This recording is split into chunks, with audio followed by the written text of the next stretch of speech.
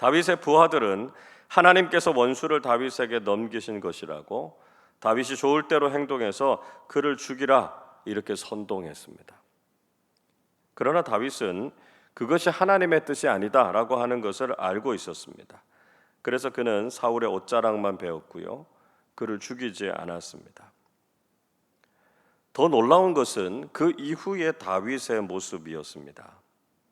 5절 말씀 보시면 다윗은 사울의 옷자락을 벤 것 때문에 양심의 찔림을 받았습니다.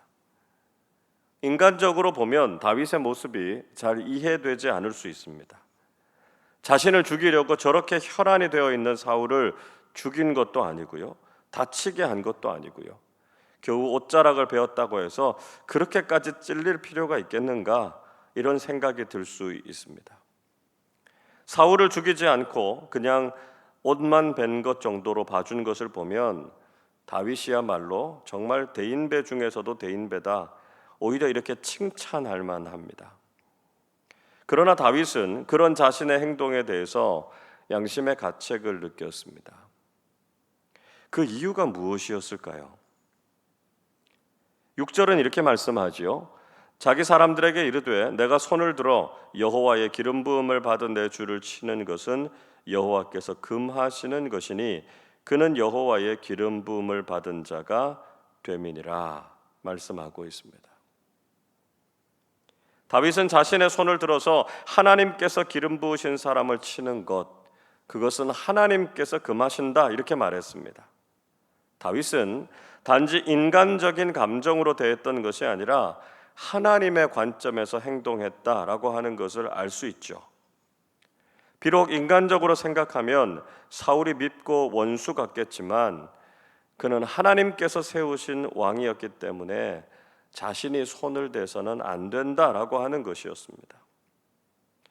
자신이 사울을 죽이고자 하는 의도가 없다라고 하는 증거로 옷자락만 베기는 했지만 그것조차도 하나님께서 금하신다라고 하는 것을 깨달았기 때문이었습니다. 그리고 7절에서 자신의 부하들에게도 절대로 사울을 공격하지 못하도록 아주 엄하게 명령했습니다. 우리는 다윗이 얼마나 철저하게 하나님 앞에서 신앙인의 태도를 지키려고 했는지를 배워야 합니다. 그는 조금 더 인간적인 감정에 의지하지 않았고요, 하나님께서 무엇을 기뻐하시고 무엇을 싫어하신가 하는 것에 초점을 두었습니다. 그래서 조금이라도 하나님께서 싫어하시는 일을 한 것에 대해서 견딜 수 없는 죄책감과 양심의 가책을 느꼈던 것이었습니다. 우리는 그리스도인으로서 이런 신앙의 양심을 가져야 합니다. 그저 사람들의 기준에서 이 정도면 괜찮겠다라고 하는 것이 아니라 하나님께서 보시기에 선하고 아름다운 삶을 살아야 한다는 것이죠. 사울이 무사히 굴을 빠져나간 후에 다윗도 그 굴에서 나왔습니다. 그리고 다윗은 사울을 부르면서 자신의 무죄함에 대해서 호소했습니다. 10절 보십시오. 오늘 여호와께서 굴에서 왕을 내 손에 넘기신 것을 왕이 아셨을 것이니이다. 어떤 사람이 나를 권하여 왕을 죽이라 하였으나 내가 왕을 아껴 말하기를 나는 내 손을 들어 내 주를 해하지 아니하리니 그는 여호와의 기름 부음을 받은 자이기 때문이라 하였나이다 말씀하고 있습니다.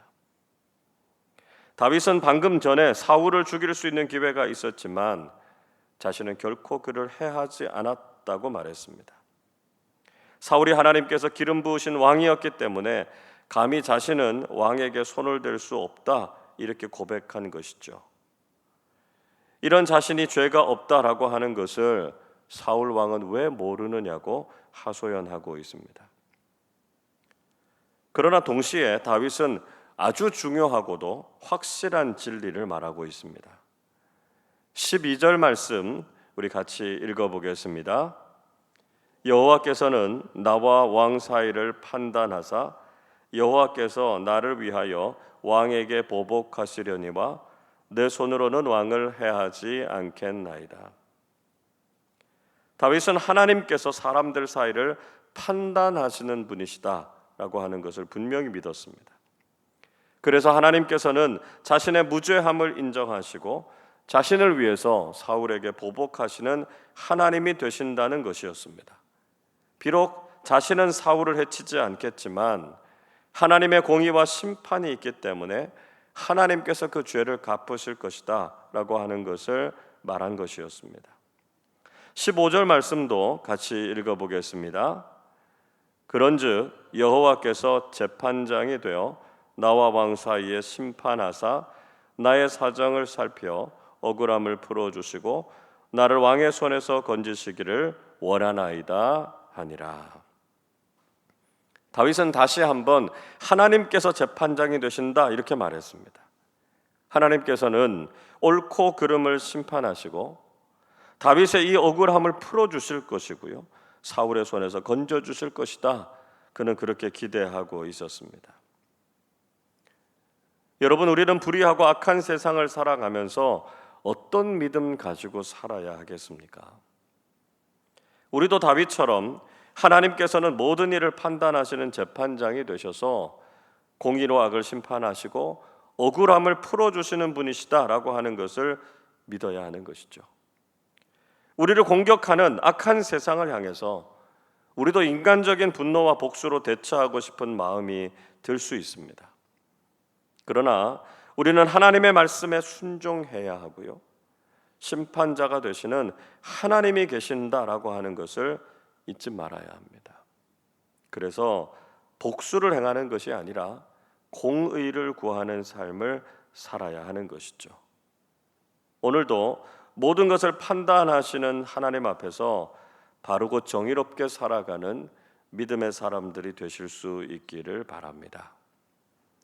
사울은 다윗의 말을 듣고 잠깐 마음을 돌이키게 됩니다. 다윗이 자신을 죽이지 않았다라고 하는 사실에 감동하면서 사울은 다윗의 목소리를 듣고 눈물을 보였습니다. 그리고 다윗의 선함을 인정해 주었습니다. 17절 이렇게 말씀하지요. 다윗에게 이르되 나는 너를 학대하되 너는 나를 선대하니 너는 나보다 의롭도다.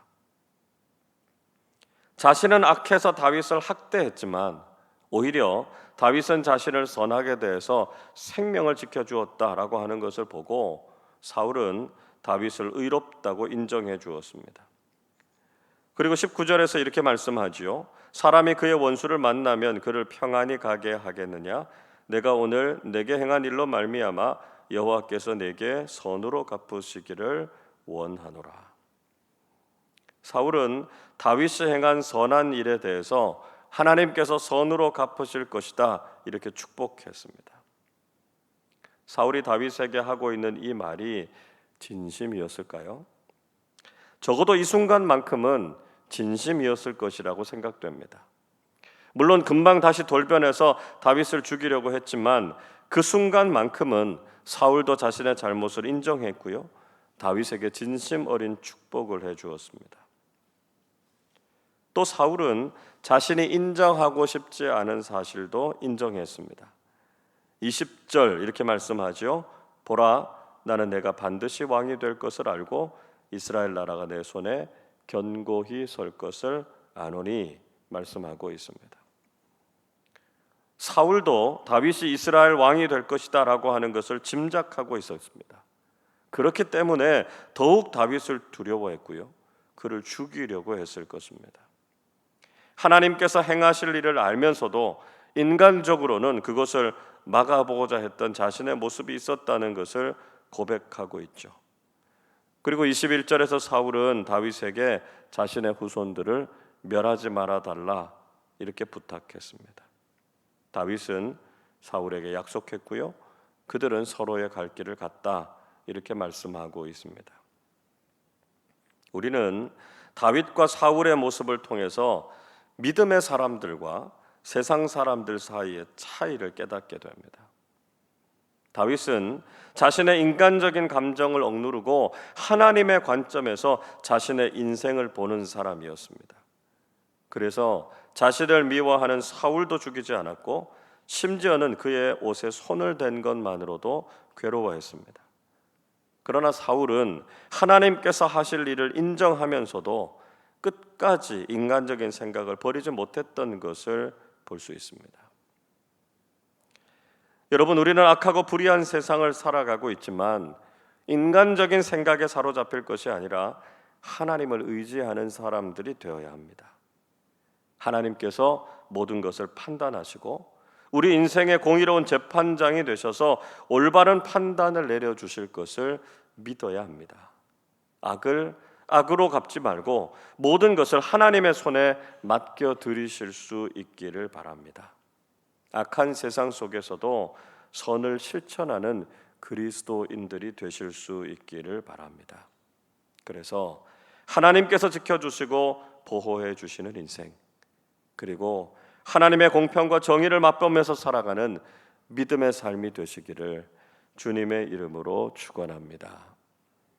기도하겠습니다. 공평과 정의로 이 세상을 다스리시는 하나님 아버지, 감사와 찬양을 드립니다.